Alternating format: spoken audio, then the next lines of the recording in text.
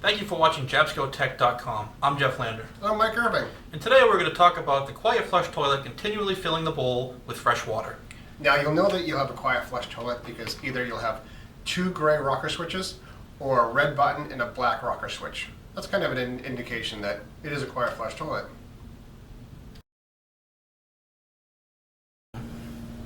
Just to make sure we're clear about what we're talking about, the symptom is fresh water continuously filling the bowl from the top when the toilet is not in use. So again, if you were to go away from the head and come back and see the water level continuously rising, that's indicative of a problem, like I said, with the fresh water supply. If the water was coming back from the bottom of the bowl, it would be a completely different problem to diagnose. But again, this video is concerned with fresh water filling from the top of the ceramic bowl. So after showing you the symptoms of the problem, it can usually be isolated back to the solenoid valve, which has a part number of 37038-1012 for your 12 volt systems and a 37038-1024 for the 24 volt systems. What can happen from time to time is debris can get caught up in the solenoid valve, and sometimes it needs to be taken apart, cleaned, and put back together. Mike is going to show you how. What we're going to do is all you'll need is a Phillips head screwdriver. Pop off these 4 screws, and I'll show you some ins and outs and make sure that it goes back together okay. Let's get at it. So, to locate the solenoid valve, you're going to find the hose that feeds the water to the back of the porcelain. Follow that back, and you should come across this valve. You'll have the water going to the bowl here, and water coming from the freshwater system into this fitting. To take this apart, the first screw we'll remove will be the screw in the back that holds the metal solenoid housing in place. That one comes out off to one side. 2 more. 1, 2. And then the last one, what we're going to want to do is put some pressure onto this little housing right here. There's a spring and a plunger inside that, and if we don't put pressure on it, it might pop off, and sometimes that spring comes out. It's the only real big hurdle that we have to come across. So this gently comes off. This peels out, and there's the plunger, and here's the spring. Be real careful about not losing that spring, so we'll put that off into a safe area. So, inside here, you're going to see a diaphragm. In the middle of that diaphragm, it's going to be a white hard plastic piece.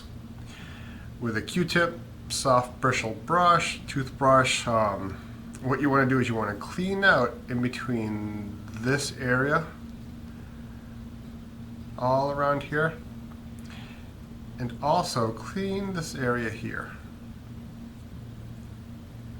What happens is sometimes debris gets caught up in here and doesn't allow the valve to fully close.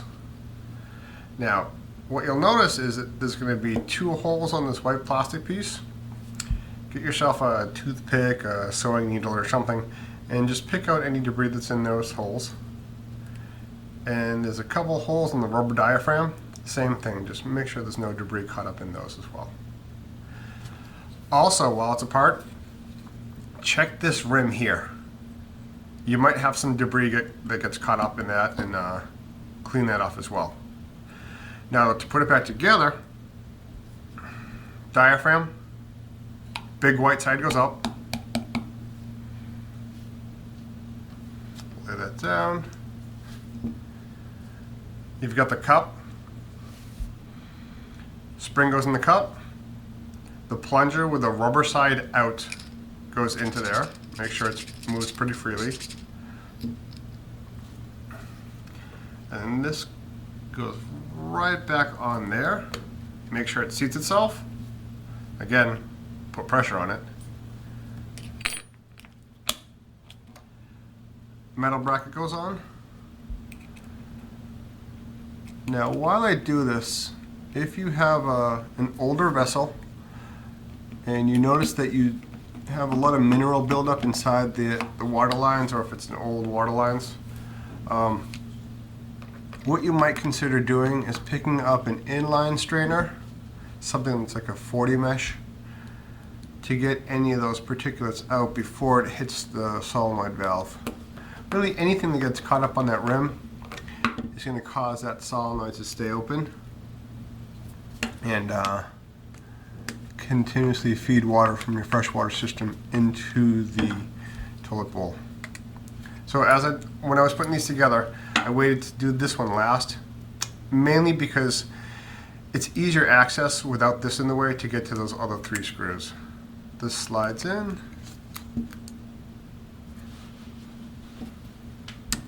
Yep. So